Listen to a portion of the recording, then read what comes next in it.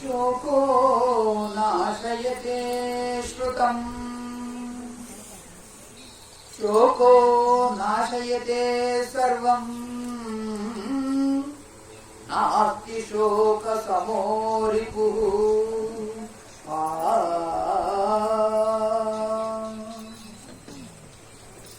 కౌసల్య మాట్లాడుతా అంటుంది,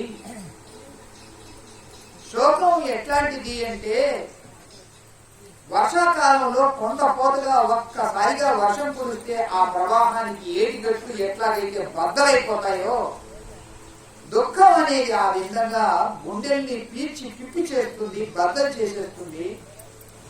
సామాన్యమైనటువంటి శోకం కాదు, క్షణ క్షణానికి పెరుగుతా ఉంది. ఈ 5 రోజుల్లో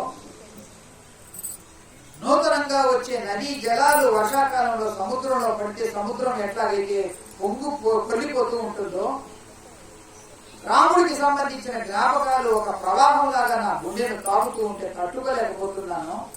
నేను నా గుండె బద్దలైపోతుంది.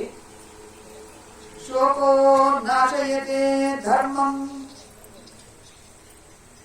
ధర్మాన్ని నాశనం చేస్తుంది శోకం. నాకు తెలుసు, సతిగా ఇది నా ధర్మం కాదని నా మనసు చెప్తుంది. కానీ భర్తను నిందించకూడదని తెలుసు. కానీ నేనేం చేస్తున్నానో నాకే అర్థం కావట్లేదు. Helpless condition. శోకో నాశయతే శ్రుతం, శృతం జ్ఞానం, జ్ఞానాన్ని కూడా నాశనం చేస్తుంది. ఎంత జ్ఞానవంతుడైనా శోకం వచ్చినప్పుడు ఏం మాట్లాడతాడో తెలియదు.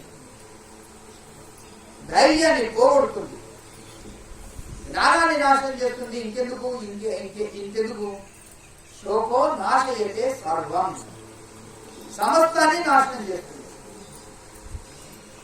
నాస్తి శోక సమో రిపుః, శోకంతో సమానమైనటువంటి శత్రువు లేడు, శోకానికి మించిన శత్రువు లేడు. అటువంటి శత్రువు చేతుల్లో పడిపోయానండి నేను నిస్సహాయంగా. ఏం మాట్లాడుతున్నానో తెలియటం లేదండి. నా పాపం ఉపశమించుగాక అంటుంది. ఇప్పుడు దశరథుడు మొదలు పెట్టాడు. నాకు తెలుసు నేను ఇలా అవుతుందని అనుకోలేదు కౌసల్య. ఇవన్నీ జరిగిపోయినాయి. ఇట్లాగా ఆ దుర్మార్గురాలు, ఆ నీచురాలు ఇంత పన్నాగం తయారు చేస్తుందని, నా బ్రతుకుతో ఆడుకుంటుందని నేను ఊహించలేదు. ఆ సమయంలో ఇంక ఎవరి సలహాలు తీసుకోవాలని కూడా నాకు అనిపించలేదు.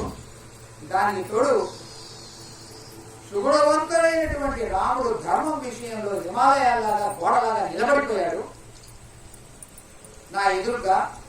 నేను వారిస్తూ ఉంటే కూడా వినలేదు. ధర్మానికి కట్టుబడిపోయాడు రాముడు. ఇక రాముడిని మార్చడం నాకు చేత కాదు అనేది నాకు అర్థమైపోయింది. అందువల్ల రాముడికి దూరం అయిపోయాను. కౌసల్య, నేను రాముడికి దూరం అయిపోయి బతకలేకపోతున్నా. నువ్వు కూడా ఇలాగే మాట్లాడితే రేపు చచ్చేవాడిని ఈ రోజు చచ్చిపోతానేమో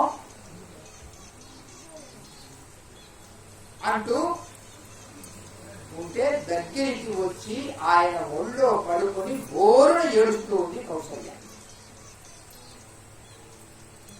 అదే మంచం మీద అలా తల వాల్చాడు. అప్పుడు ఎప్పుడో జరిగినటువంటి స్మృతులు అలా మనస్సులో కదులుతూ ఉన్నాయి. అదే ఆ కండిషన్ చూడండి. ఇప్పుడు ఇప్పటి వరకు తిట్టింది ఇప్పుడు కొద్దిగా అనుకూలంగా ఉంది కౌసల్య. ఎక్కడో స్మృతులు అస్పష్టంగా కదిలాడుతూ ఉన్నాయి దశరథుడి యొక్క మనస్సులో. ఏవో జ్ఞాపకాలు వస్తూ ఉన్నాయి. అట్లా పడుకుని నిద్రపోతున్నాడు.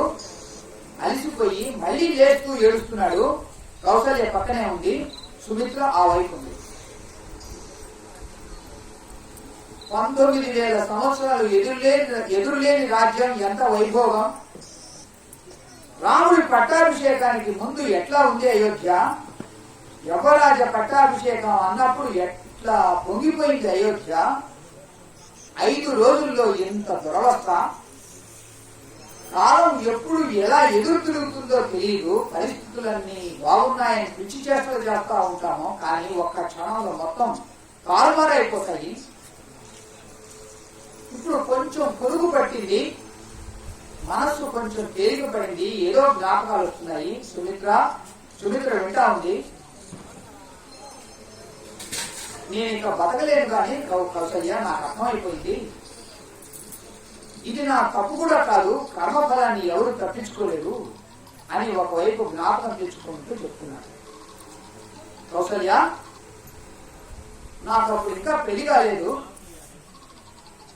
నేను యువరాజుగా ఉన్నటువంటి కాలం రోజులది.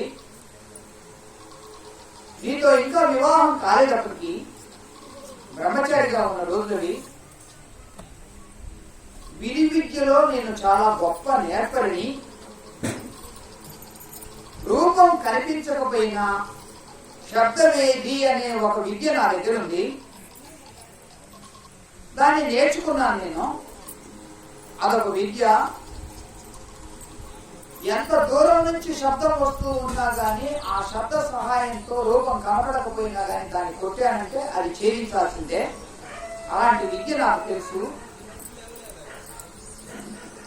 ఇక్కడి నుంచి కనుక బాణాన్ని వేస్తే అది పోయి గమ్యాన్ని తగలాలి. ఇది శబ్దవేది విద్య.